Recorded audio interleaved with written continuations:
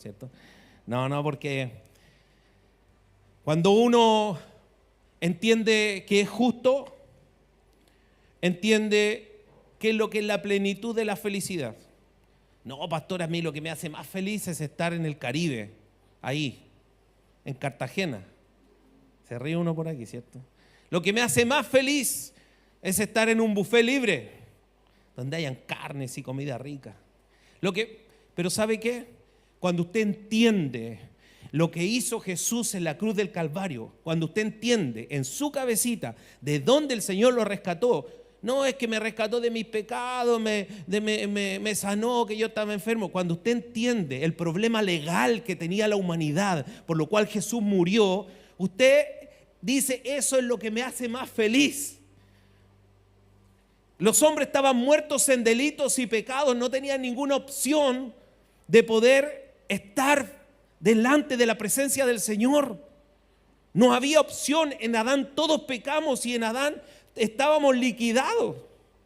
Pero aparece Jesús y nos rescata de eso, de no tener acceso a Dios. Entonces, eso te tiene que hacer más feliz que nada, porque si tú entiendes que Jesús es la esencia, la fuente, el origen de todo tu ser, de tu vida, de tu felicidad, de todo, de absolutamente todo, yo te quiero decir que a través de Jesús tienes todo. Mire, Mateo 5:8, Mateo 5:8, ¿está por ahí Mateo 5:8? Léalo, iglesia. 1, 2, 3.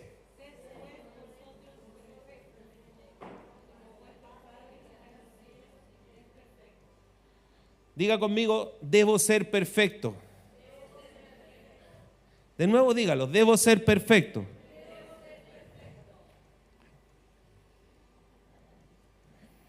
El perfeccionismo, no vamos a hablar de una corriente filosófica que se llama perfeccionismo. Ser perfecto, está pidiendo Pastor Rodrigo que sea perfecto. ¿Qué se cree él? ¿Se cree la guinda de la torta? Ser perfecto, yo no lo estoy pidiendo, lo está pidiendo Jesús, es el Evangelio. Mateo capítulo 5, Jesús está diciendo, sean perfectos. Wow. Mire, la introducción que voy a hacer hoy día es una introducción un poco fuerte. Yo le quiero decir que uno de los momentos más difíciles en mi vida, o el más difícil en mi vida, que creó un punto de inflexión, fue a los 24 años, cuando me dan la noticia de que mi papá se había quitado la vida. ¿Sabe qué estaba haciendo yo? Predicando el Evangelio en una plaza de Viña llamada la Plaza Sucre. Ah, pastor, ¿usted estaba predicando y pasó eso? Sí. Un dolor increíble, una pena que hasta el día de hoy sigue. No lo puedo explicar, pero hoy día yo te quiero hablar del suicidio. Porque debemos estar siempre conscientes de la fragilidad humana y la importancia de abordar el sufrimiento de otros con compasión y con mucho cuidado. Con compasión y con mucho cuidado. ¿Sabe que hubieron personas en ese tiempo que me dijeron cosas que me dolieron incluso más de la situación que pasó? Y eran cristianos, de autoridad. Y fui herido abiertamente. Este es un tema profundo, doloroso, complejo, especialmente cuando se trata de líderes espirituales o ministros de Dios. El suicidio. ¿Hay algún caso de algún líder en la Biblia?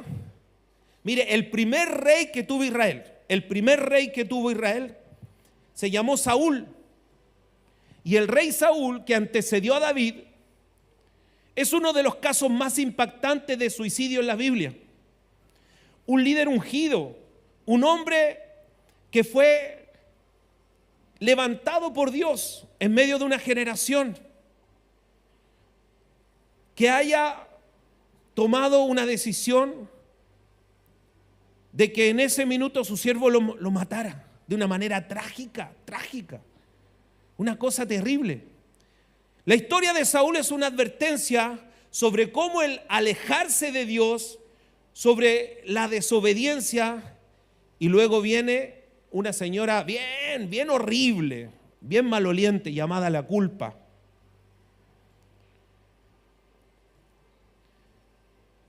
cosas no resueltas que pueden llevar en un momento a un desenlace fatal. Yo no sé si usted alguna vez ha pensado en esa opción. Así como tomar la decisión, ir a intentar suicidarse es una cosa, pero momentos donde usted no quiere seguir viviendo, quizás no es tan valiente, entre comillas, de tomar esa decisión, pero usted ha pensado en eso, ha llegado a un extremo. Yo le voy a hablar de un pastor llamado Jarrid Wilson. Jarrid Wilson. Lo puede buscar ahí en internet después si usted quiere. Él era pastor y defensor de la salud mental. Un buen tema. No es fácil, Julio, meterse en ese tema. La salud mental. Jarrid Wilson, pastor en California y cofundador de una organización llamada Adam of Hope. No sé si salió bien, pero significa himno de la esperanza. Himno de la esperanza. Una fundación, una organización que buscaba ofrecer apoyo y esperanza a aquellos que luchan con enfermedades mentales y pensamientos suicidas. Él estaba encargado de asistir a esas personas. Wilson hablaba abiertamente de las luchas que él le había tocado vivir y trataba de ser una voz de esperanza para todos aquellos que se sentían muy solos y en su dolor. Wilson, por supuesto, era un hombre de gran fe, diga gran fe, y gran pasión por los demás, una gran pasión por los demás. Pero también era honesto sobre sus propias batallas internas. Usaba la plataforma para alentar a otros y buscar ayuda profesional y espiritual cuando enfrentaba la depresión, la ansiedad. Entendía a alguien que tiene crisis de pánico. Entendía a alguien que estaba viviendo momentos difíciles, que estaba sufriendo y que a lo mejor se le pasaba por su cabeza, así como los avisos que uno ve en la tele, en la noticia abajo, que usted está viendo una noticia, aparece otra debajo y usted se queda leyendo esa. Así a veces se nos pasan. Uno está viviendo una realidad, pero por dentro está pasando una idea de no querer seguir viviendo. Pero escuche esto. Eso no. A pesar de su labor y su amor por su familia y su amor por el ministerio, el 9 de septiembre del 2019, o sea, un poquito antes del estallido social, lamentablemente el pastor Wilson se quitó la vida. Un hombre que ayudaba a la gente no pudo con su propia lucha. Un hombre que ofrecía esperanza no pudo con su propia lucha. ¿Sabe que los líderes espirituales son los que más enfrentan la carga del perfeccionismo? Ah, pastor, por eso leímos del perfecto. El perfeccionismo, el ser perfectos. Los ministros de Dios a menudo llevamos cargas emocionales enormes porque no solo las nuestras, sino también las de ustedes. El fin de semana pasado la pastora se amaneció con la Camila en la clínica acompañando a sus papás. Y fue nomás. Y eso nosotros no se lo vamos a estar contando a ustedes. Son vivencias que tenemos. Porque nuestro trabajo pastoral tiene una responsabilidad. Nuestro trabajo como discipulados, maestros a los discípulos, tiene una responsabilidad que va más allá de una simple enseñanza. Nos preocupamos por ustedes, pero también estamos ahí cuando pasan las cosas que ocurren. Muchos sienten que deben ser fuertes todo el tiempo, deben estar firmes, no mostrar vulnerabilidad y ser ejemplos impecables de santidad. Pero este perfeccionismo puede ser peligroso, ya que no permite el espacio para la debilidad, para mostrar el dolor, incluso para pedir ayuda en las luchas personales que todos tenemos. Porque un líder, un ministro de Dios, es un hombre igual que usted. igual que Jesús. Él era un hombre, 100% hombre aquí en esta tierra, 100% hombre. Si Jesús se apretaba así, le iba a doler.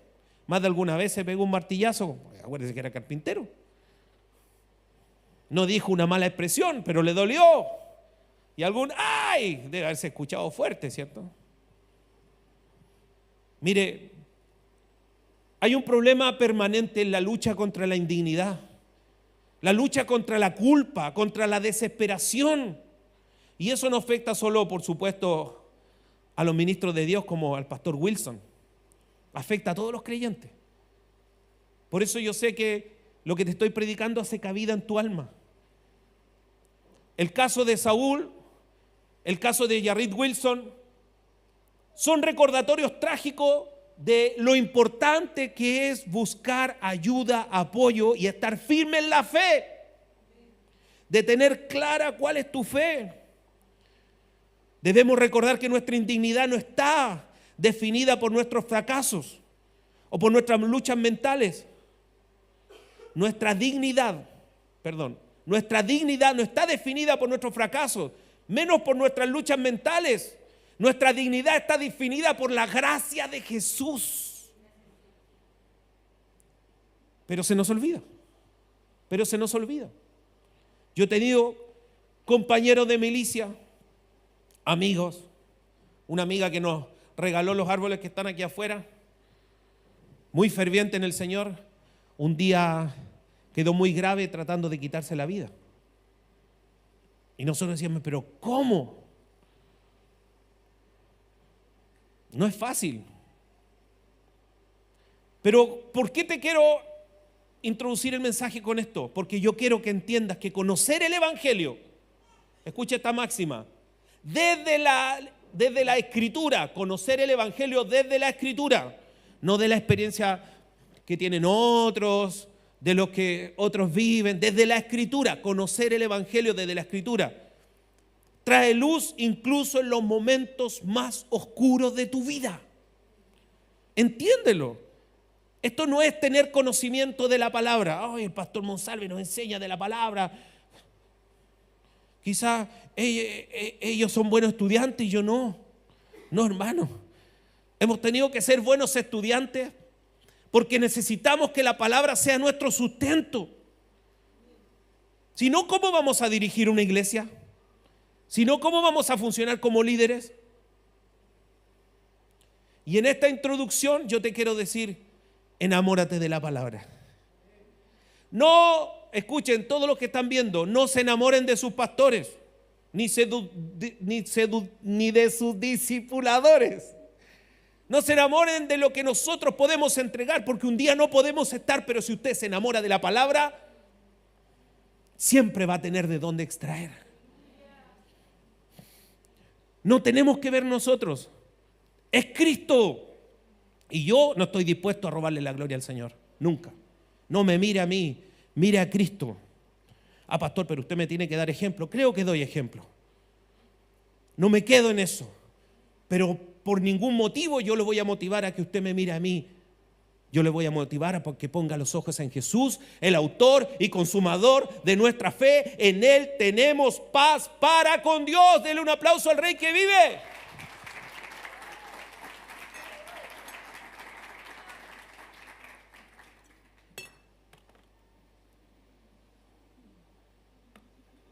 Damos gloria al Rey que vive. Y entramos al tema de lleno, justicia.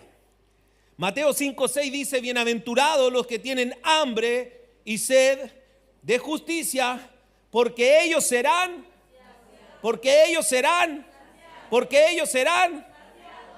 ¿Cuántos tienen hambre de justicia? A los que le he enseñado Romano, cuando llegan al capítulo 3 dicen, pero estamos liquidados. No hay bueno ni siquiera uno, no hay quien entienda, de su boca sale veneno de serpiente. Y Pablo está hablando del Antiguo Testamento, él no está siendo inspirado por algo especial, está leyendo la Escritura. Y dice, ¿y qué hago ahora? ¿Y qué hago ahora? ¿Cómo resuelvo el problema ahora? Bueno, tenemos un problema de injusticia. ¿Cómo yo resuelvo el problema si estoy condenado? Tengo hambre de justicia. Hoy día vamos a ver dos términos en el Antiguo Testamento, dos términos hebreos que definen la palabra justicia. En el Nuevo Testamento tenemos una palabra para justicia.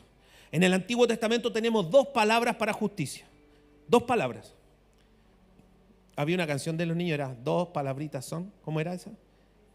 Tres palabritas, nada que ver. Dos palabritas, no. Estas son dos palabritas. Dos palabritas. Una es mishpat y la otra es sedeká. ¿En qué bola está el pastor hoy día? Mire, es importante entender que en el idioma del Antiguo Testamento, que se escribió en hebreo y arameo, habrían palabras diferentes a las del Nuevo Testamento. Y cuando nosotros comenzamos a profundizar ahí, nos damos cuenta de una verdad muy hermosa que nos abre los ojos. Por ejemplo, la palabra mishpat habla de la justicia legal. Mishpat se refiere a la justicia en el ámbito del juicio y la rectitud en la toma de decisiones legales. Mishpat es lo que nos asegura que las acciones de una persona están actuando bajo las normas divinas. La rectitud judicial es esencial ¿para qué? Para mantener la integridad en medio de la comunidad. Todos nos regimos por las leyes, ¿verdad? Y si nos regimos por las leyes, las cosas funcionan. Yo quiero salir de la iglesia cómodo, ¿cierto? Porque tengo un auto bien gordo, así grande. Entonces ponemos carteles allá afuera que dicen no estacionar. Y a veces los carteles dicen la ley no sé cuántito, ley X. Y sale ahí. Y a veces hasta ponen una grúa chiquitita. Entonces, si alguien pone un auto ahí, yo llamo a la policía y la policía viene y le pasa un parte a esa persona. Afuera de la iglesia, pastor, por supuesto, porque las leyes son para todos. Y nosotros tenemos que tener un orden, para eso son las leyes. La mishpah o mishpat, esa palabra se usa en ese contexto. ¿Me va entendiendo? Las leyes que nos mueven a todos y frente a Dios en forma vertical. En forma vertical. Mishpat, que significa justicia. Pero hay otra palabra, sedek, el famoso sedek, que es el contexto, es justicia como virtud, rectitud como virtud. El término sedek aparece en el Antiguo Testamento para referirse a la justicia como una cualidad propia de la rectitud de Dios. Esta justicia no es humana, es de Dios. Pero Dios quiere que seamos, ¿qué leímos al principio? Dios quiere que seamos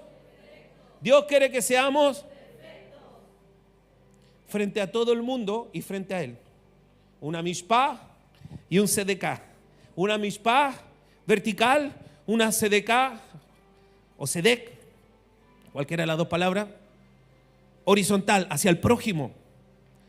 Pero esta cualidad es propia de Dios, que nos lleva a recordar el estándar moral de Dios frente a los seres humanos. Y Jesús y Dios nos pide que lo imitemos. Y cuando en el Nuevo Testamento Jesús dice imítenme a mí. Y Pablo dice imítenme a mí como yo a Cristo. La justicia viva en el contexto del pacto. Dios en el origen hace un pacto con Abraham, el Berit, hace un pacto. Y en ese pacto maravilloso dice, serán benditas todas las naciones de la tierra. En Abraham no se podían bendecir todas las naciones, llegó solo a Israel. Pero en Cristo nosotros recibimos la bendición. Y estamos dentro de las todas naciones de la tierra. En Cristo. Entonces, en ese pacto, Dios define en su carácter moral que nosotros debemos desarrollar esta justicia llamada sedek. ¿Qué es la justicia de la praxis? La justicia práctica. La justicia donde nosotros tenemos que mostrar esta vida perfecta. Ay, pastor, me molesta esa palabra. Pero Dios nos está pidiendo que seamos. Mire, este sedek está basado en la fidelidad de Dios, en el respeto a la vida y en el bienestar común de todos nosotros. Esta justicia es muy hermosa porque es práctica. Me gustó esa y no me gusta esa mishpat que dijo usted al principio. Es que es la más importante porque necesitamos estar justificados frente a Dios.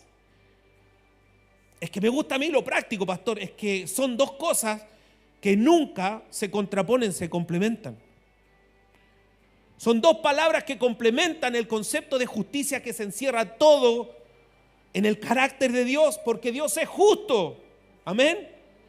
Por ejemplo, el profeta Ezequiel define la justicia diciendo así, que el justo debe actuar de esta forma: alimentando al hambriento, devolviendo prenda al deudor, absteniéndose de idolatría, no oprimiendo a nadie, no cometiendo robo.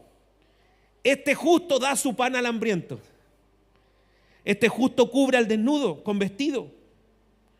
No presta con interés o usura, etcétera. Si quiere más, hay 613, creo, 630, 613 mandamientos hermosos que hablan del Sedec. Hermoso. No se olvide, la Mishpat, esa palabra de justicia que determina una justicia legal, y el Sedec, que significa esa justicia que nosotros tenemos que tener en medio de la convivencia. Mire, en las Escrituras vemos que la justicia no es un principio abstracto, nunca ha sido un principio abstracto. Porque cuando nosotros somos justos, Dios se puede manifestar en medio de la humanidad. Dios se puede manifestar en medio de la comunidad. No solo en la iglesia, en todos lados. El modelo de la Escritura es perfecto. Si nosotros, todo el mundo, estuviera bajo el modelo de la Escritura, tendríamos un mundo perfecto e ideal. De hecho, cuando sea el gobierno milenial, el gobierno de Jesús, un gobierno de 1000 años que dice la Biblia que regirá con barras de hierro, ¿cuáles creen ustedes que van a ser las normas que van a estar rigiendo en ese tiempo? El Mishpat y el Sedec, ese tipo de justicia nos va a generar a nosotros toda la forma de convivir de una manera hermosa, y vamos a tener por 1000 años un mundo perfecto. Eso dice la Escritura. ¿Cree en la palabra? ¿Sí? ¿Ha leído eso usted? La pastora lo leyó. La fidelidad incluye no solo, escucha, no solo la adoración adecuada. Dentro del Mishpat, esta justicia legal, obviamente que nace la adoración. Una adoración hermosa, una adoración perfecta. No solo incluye la adoración adecuada, sino también se deben cumplir las normas éticas y sociales. ¿Para qué? Para que haya unidad en el pueblo. Y para mí es bien interesante esto, porque yo hoy día, cuando empiezo a profundizar más allá en la Escritura, más allá en la teología, me doy cuenta que los fariseos tenían muy clara esta justicia del Mishpah, pero la del Sedec ni ahí. Y si usted ve la serie Chosen, aparece Simón el Celote. Y el tipo conocía la Torá, la palabra, era una secta terrorista. Los colombianos lo definen como un guerrillero. Y ellos mataban por Dios, mataban, asesinaban, se preparaban para ser grandes asesinos por Dios, como lo que ocurre en algunas facciones extremistas del Islam, porque el Islam no es extremista, son facciones, por favor. No diga, los islamitas son... No, cuidado. No. Eso son facciones, grupos terroristas, extremistas, fundamentalistas. Lo que usted ha escuchado de ISIS y todo eso.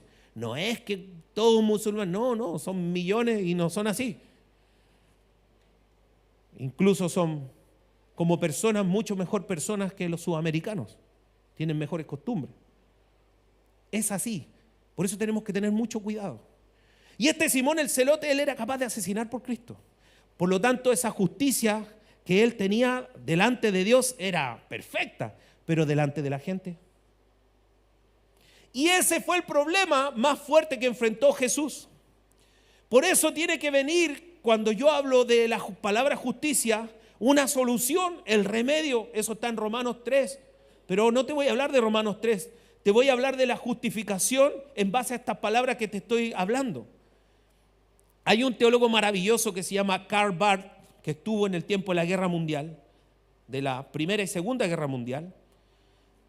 Él es especialista en el Nuevo Testamento, pero él, en el Antiguo Testamento, él resalta que la justicia de Dios está vinculada con el carácter revelado y su acción soberana. Es decir, él dice, la justicia de Dios revela el carácter de Dios y cómo Él actúa. La justicia no puede ser entendida nunca separada de la gracia, nunca. ¿Sabe quién puso la gracia que usted tanto canta y tanto disfruta? ¿Quién puso la gracia encima de la mesa? Este señor Karl Barth. Por eso para mí es uno de los mejores. Yo creo que entre los 5 mejores teólogos que han existido en todos los tiempos, para mí Karl Barth.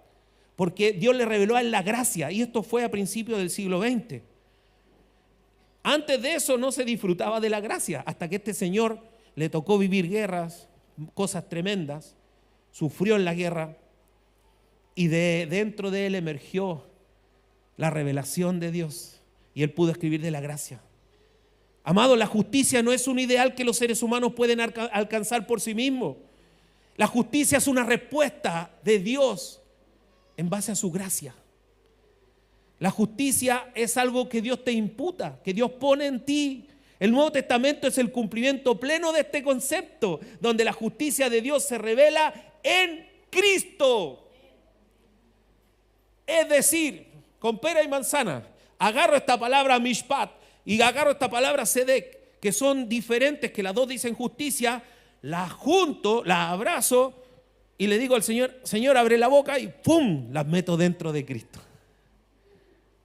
Y esas dos justicias ahora están en Cristo. Esas dos justicias están en Cristo. Y cuando esas dos justicias están en Cristo, yo abrazo a Cristo y abrazo la justicia perfecta. Entonces Jesús dice, sed perfectos. Y yo digo, Señor, yo tengo dónde ir, como decía la canción de Nante. Abrazo a Jesús y recibo la perfección. Mira qué sencillo.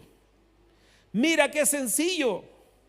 Tenemos un problema. Yo quiero ser justo. Tengo hambre y sed de justicia. Jesús nos muestra una justicia que sobrepasa el cumplimiento de la ley.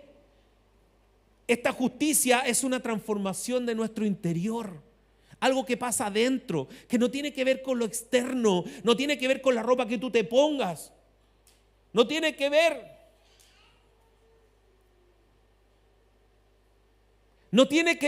con tu cultura o la subcultura a lo mejor que te ha tocado vivir. ¿Qué es eso? Por ejemplo, podemos tener nosotros un militar en este lugar. Él vive en una subcultura, donde en la milicia ellos tienen su propia cultura, su forma de hablar, su forma de mirar la vida, etc. Una subcultura. No tiene que ver con eso. Es una transformación interior que cualquiera la recibe. Y nos une en lo interior. Bendito sea el Señor. Jesús en el Sermón del Monte dice, bienaventurados los que tienen hambre y sed de justicia, porque ellos serán saciados. Pero no lo estaba ofreciendo a alguien que estaba profetizando. Él en ese momento estaba saciando. En ese momento era el propio Jesús el que estaba saciando. Y el que ve a Cristo, el que pone sus ojos en Cristo, el que cree en Él, el que no saca su vista de Él, es saciado en la justicia de Dios. Pastor, pero eso es como, no lo entiendo mucho. Mire, aquí la justicia no es solo cuestión de acciones exteriores. Esto tiene que ver con el corazón humano. Porque una vida recta de un justo refleja el carácter de Dios. Refleja el carácter de Dios.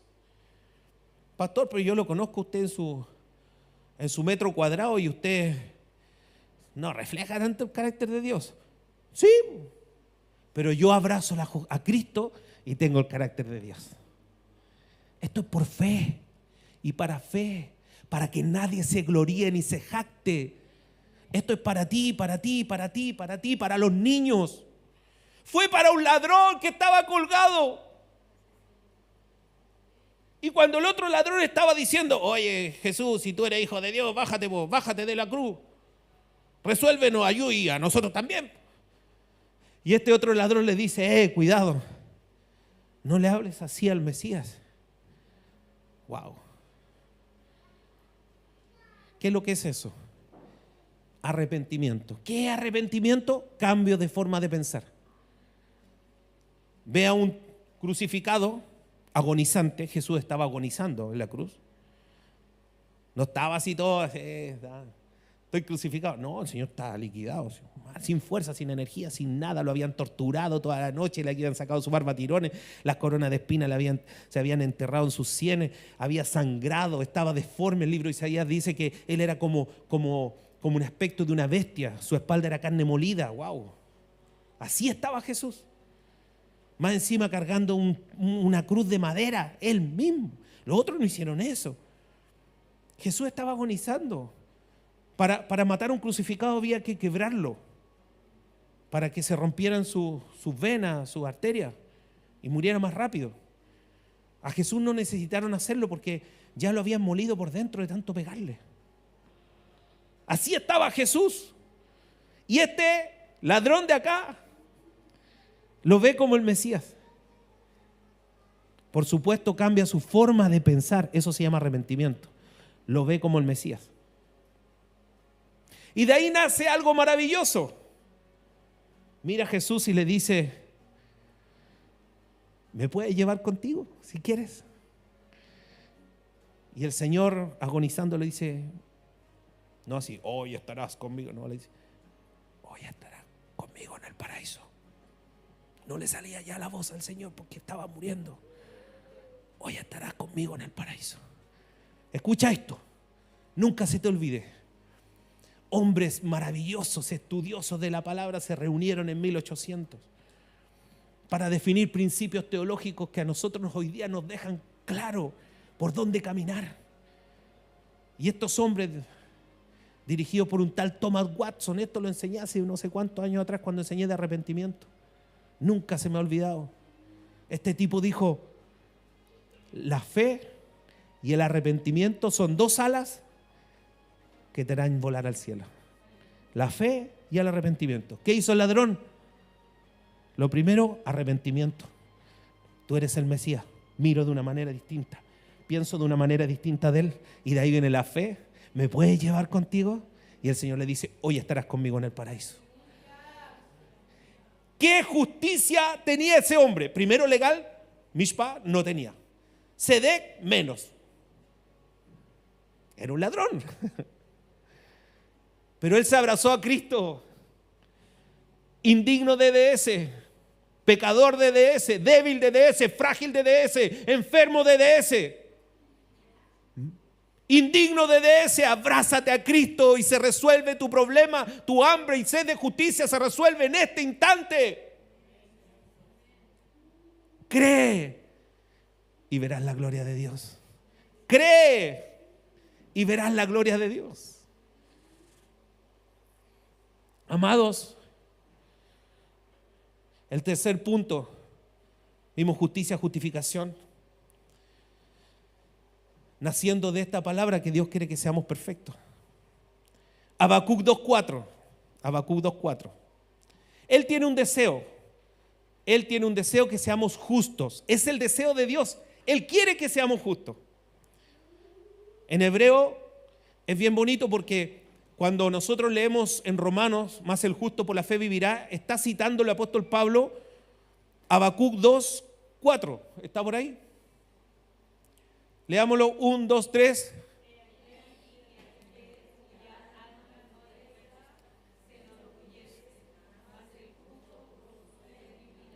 La última frase, bien fuerte. 1, 2, 3. Un aplauso para ustedes.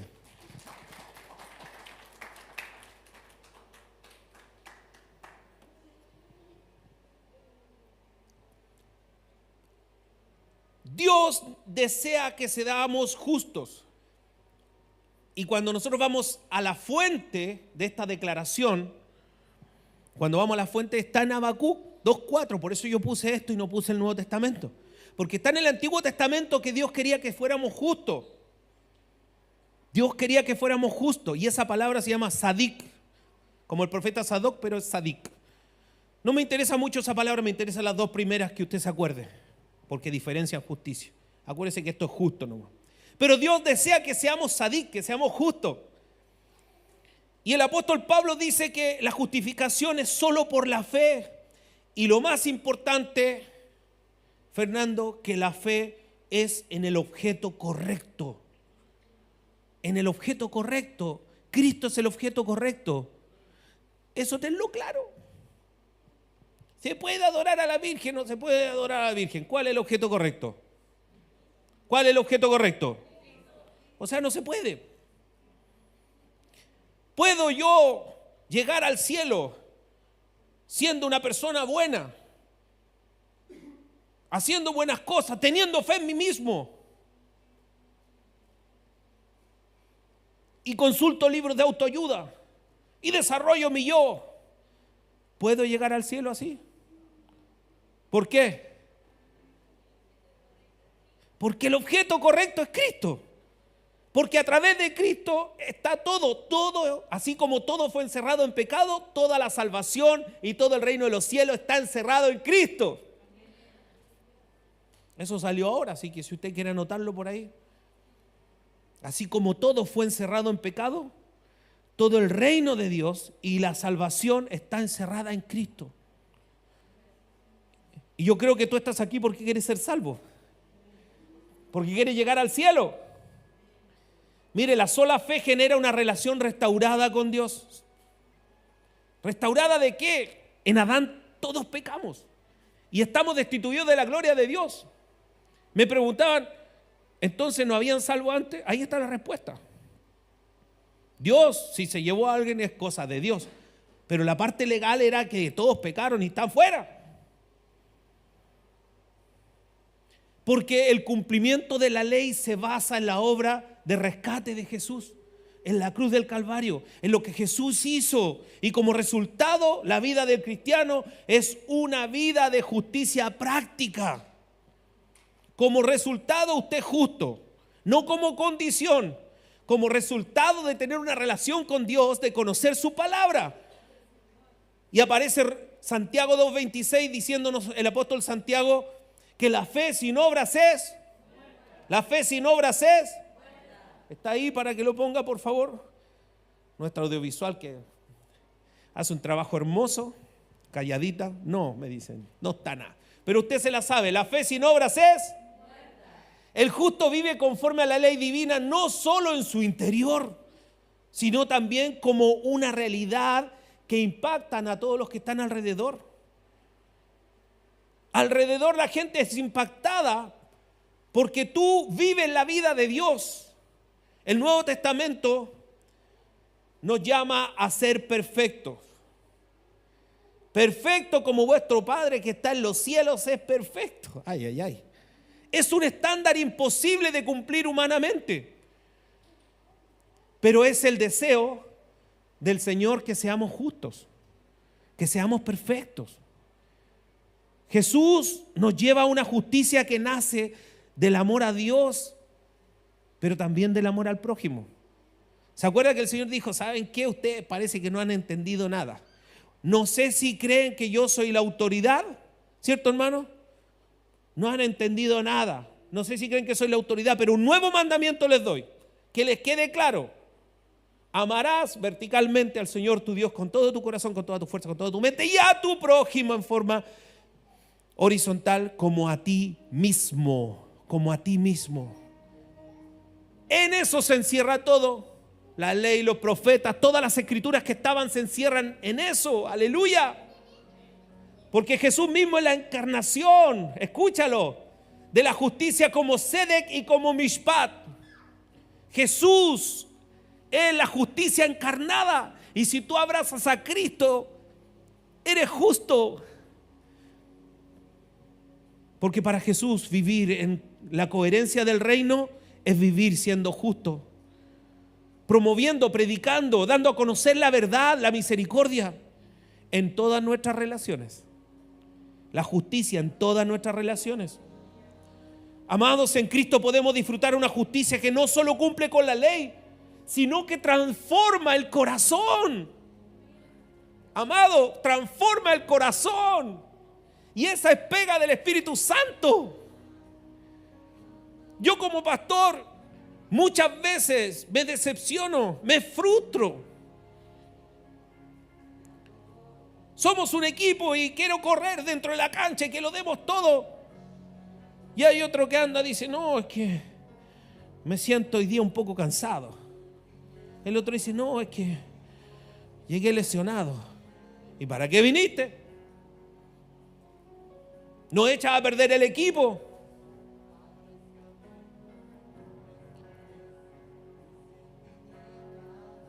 Pero cuando recuerdo que no es mi obra, que no tengo nada que ver yo,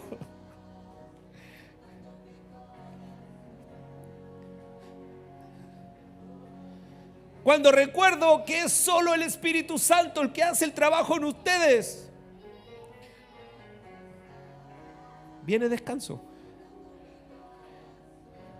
Cuando viene la frasecita, no tiene resultado. Tantas canciones hermosas y nadie la escucha. ¿Cuánto has invertido? Pero recuerdo que no se trata de mí. Recuerdo que si Él no hace la obra, si Él no da el crecimiento, en vano sembramos y regamos. En vano edificamos los edificadores si la casa no la edifica el Señor. Y también recuerdo que nunca Él pierde tiempo. Y si en alguien Él trabaja, es aquí adentro. Porque el reino es para que Él trabaje dentro de nosotros. Y Él es bueno.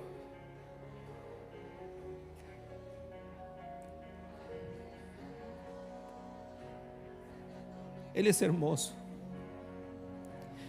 Él merece gloria. Él merece adoración. Él merece adoración. La Isabela está.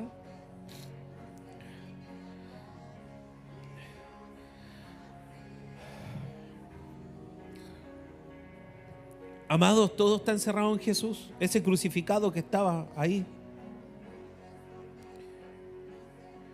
Ese crucificado que estaba agonizando, que estaba viviendo la real lucha espiritual. ¿Se acuerda el origen de la palabra lucha espiritual? Era de la palabra agonía. Una persona que está luchando por su vida. Jesús estaba luchando por ti. Él podría haber abierto su boca y una legión de ángeles descendía en ese instante, pero Él estaba luchando por no abrir su boca, porque Él era obediente a papá y sabía que si Él no moría, hoy tú no estarías sentado ahí donde estás sentado.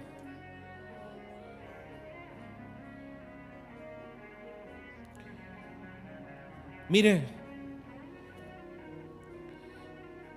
hay algo importante que te quiero decir. Hay una transición en aceptar la justificación de Jesús y al mismo tiempo vivir una vida diaria marcada con la indignidad y el pecado. Es como recibir un regalo inmenso que de un día para otro te cambia el estatus, pero no sabes cómo vivir a la altura de ese regalo en tu día a día. Es como esa gente que se gana un gran premio en la lotería. Loto, quino, como se quiera decir, pero lotería es más internacional para la gente que lo va a escuchar afuera este mensaje. Es como esa persona que se gana ese gran premio y no sabe qué hacer con la plata. Y a los 3 años, 2 años, 1 año, 5 años ya no tiene ni uno. Pero cuando una persona acepta esta verdad, pasa a estar de enemistad con Dios en ser el protegido de Dios, el amado de Dios. En ese momento Dios no ve más el pecado de esa persona si no ve la justicia de Cristo cubriéndola?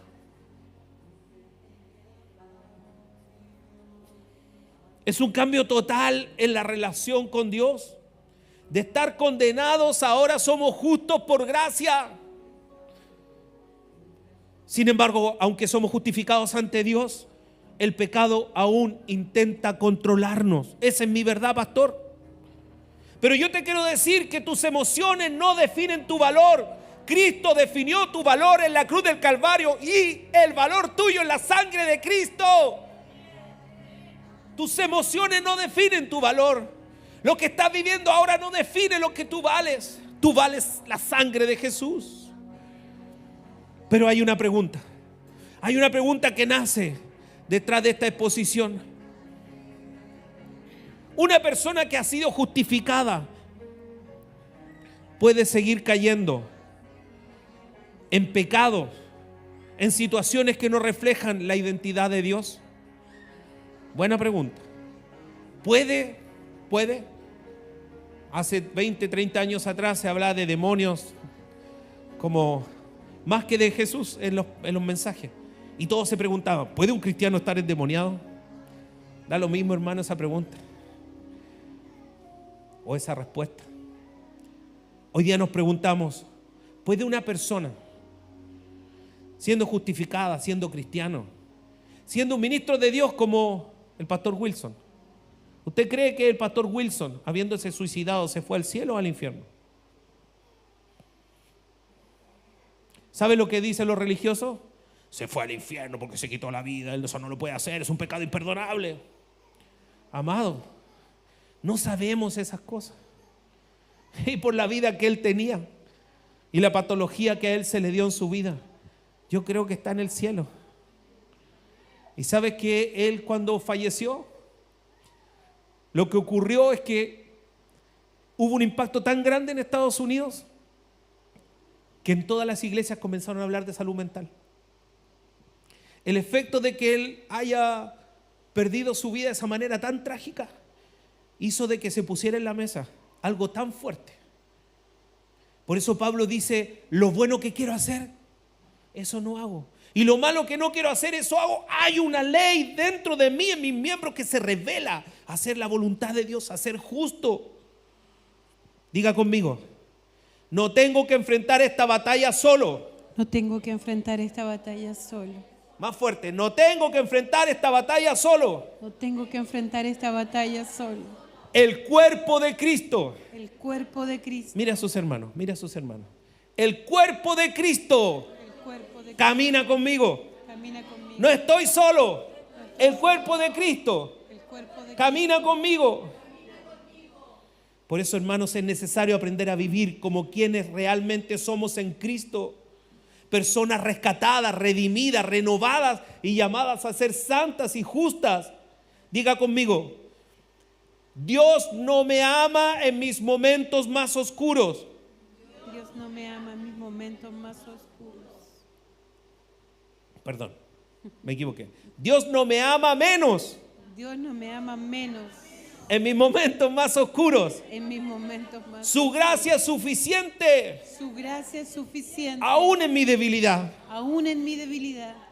Con mi pecado. Con mi pecado. Con mi maldad. Él no me rechaza. Él no me rechaza. Yo voy a Él. Yo voy a y Él me recibe. Y Él me recibe. Por eso entro a su presencia. Por eso entro confiadamente. Confiadamente. Amado, hace unos meses atrás Yamani nos predicó de renovar la mente.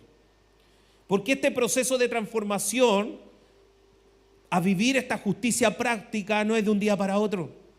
Requiere un esfuerzo constante y Romanos 12:2 nos recuerda que permanentemente debemos renovar nuestra mente.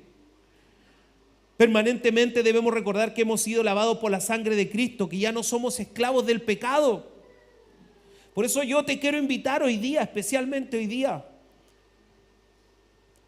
a que amen la palabra. Y estas cosas que tú has escuchado no solamente, como le digo, vea 3 veces el sermón, porque hay profundidades muy fuertes en el sermón.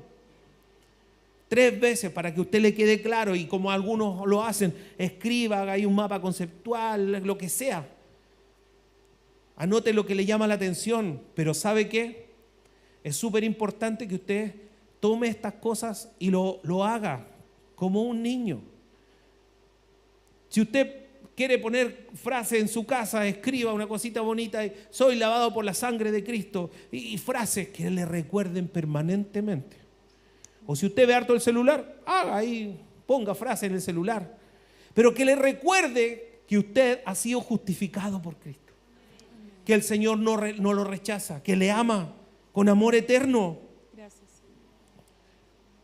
Diga conmigo, mis pensamientos Mis pensamientos no son la verdad final. no son la verdad final. La verdad de Dios La verdad de guía Dios mi mente. diariamente. Mis pensamientos Mis pensamientos no son la verdad final. no son la No verdad. es mi realidad. No es mi realidad. La verdad de Dios La verdad es de mi Dios realidad. es mi realidad. Hermano, no estamos solos en esta lucha. Tenemos la verdad de Dios. Amén. Dios también nos da su espíritu para ayudarnos a vivir. No es un esfuerzo que tú vas a hacer mentalizándote, teniendo fuerza de voluntad. No, Señor.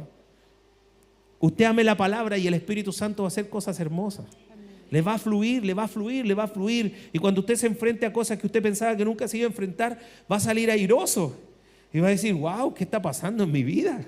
¿Qué cambios hay? Aleluya. Y usted va a querer hacer que otro conozca y le va a decir, no, yo la verdad todavía no. Tú con tu bola y yo con la mía. Y Dios va a tratar con esa persona. Y cuando Dios trata con esa persona, lo hace con amor. Le toca, ¡pum!, la fibra más interna y genera el cambio. Gracias, Jesús. Para concluir, te digo que aceptar la justificación es solo el comienzo. Solo el comienzo. La libertad se encuentra cuando esa verdad transforma cada aspecto de nuestra vida. Cada aspecto de nuestra vida, hermanos. Cada aspecto de nuestra vida. ¿Cuántas áreas de tu vida tú necesitas cambiar? Y hace rato Dios te viene diciendo. Quizás hay cosas que hace muchos años tú cambiaste y ordenaste. A mí me pasó hace poco que tuve que cambiar mi forma de alimentarme y mi forma del tema deportivo. Pero hace rato que mi cuerpo me lo venía pidiendo. Hace rato que escuchaba gente que predicaba y decía, tú tienes que cuidar. Y yo, no, si es cosa de él, cosa de allá. Recuerdo que el pastor Marco me dijo, yo te invité a Legendario, pero yo no sabía si con el tonelaje iba a terminar o no. Esa frase me dijo. Me dio vergüenza. Más encima yo antes de eso me metí como 2 meses al gimnasio y venía así ya con más energía, pero con el tonelaje incluido. Pero Dios hizo el cambio. Y yo le decía, Señor, devuélveme eso que tenía antes, de que me gustaba hacer deporte, esto y esto otro. Amado, esta verdad tiene que llegar en cada aspecto de tu vida. Yo estoy hablando algo para hacerlo un poco jocoso, pero hay muchas áreas de nuestra vida que tiene que llegar la verdad de Cristo, y me incluyo. Recuerda que aunque caigamos, Dios está ahí para levantarnos y recordarnos una y otra vez. La voz de Dios dice, ya eres mío. Aleluya. Vive y disfrútalo. Ya eres mío. Respira tranquilo, sale a vivir la vida. Ya estás en Cristo, llegaste a casa, ya estás en los brazos del Señor, ya Él te puede abrazar. Bendito el Señor. Termino haciéndote una pregunta. ¿En qué parte de esta transición estás tú? ¿En qué parte de esta transición? ¿Estás más cerca de creer que eres justo? Sí, pastor, pero aquí adentro de la iglesia. Pero en el día a día, ¿cómo estás? ¿Cómo estás? Vamos arriba, abajo, arriba, abajo, arriba, abajo. Amado, Dios no quiere que seamos niños fluctuantes. Dios quiere que seamos guerreros del Evangelio y compartamos esta fe maravillosa que no depende de ti, que no depende del que corre ni del que quiere, sino de Dios, de quien tiene misericordia. Póngase de pie que vamos a adorar al Rey que vive.